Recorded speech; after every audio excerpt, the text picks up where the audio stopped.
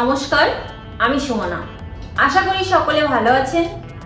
গতদিন আমি বলেছিলাম আপনি যদি চাকরিজীবী মহিলা হন তাহলে আপনার হাজবেন্ড সেও অবশ্যই কাজের সূত্রে বাইরে বেরিয়ে যান আপনার সঙ্গেই।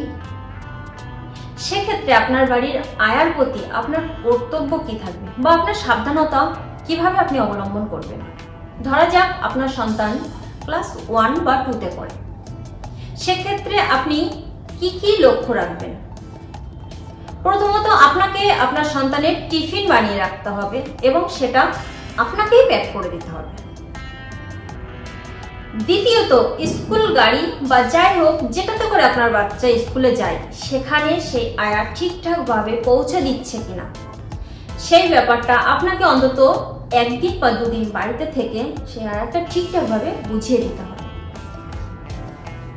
তৃতীয়ত স্কুল ব্যাগ সে ঠিকঠাকভাবে গুছিয়ে দিচ্ছে কিনা, সেই বইপত্র ঠিকঠাকভাবে গুছিয়ে দিচ্ছে কিনা সেদিকে আপনাকে নজর রাখতে হবে।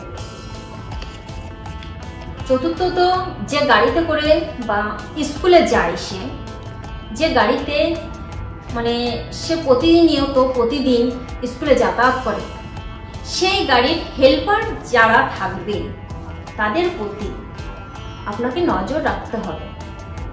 কিন্তু যদি বলেন সেটা কিভাবে করবেন, আপনার সন্তানকে আদর করে আপনার কাছে আপনাকে জানতে চাইতে হবে সে সারাদিনে স্কুলে যাওয়ার পথে আসার পথে তার সাথে ঠিক কি কি ঘটনা ঘটেছে, এটা আপনাকে জানতে চাইতে হবে।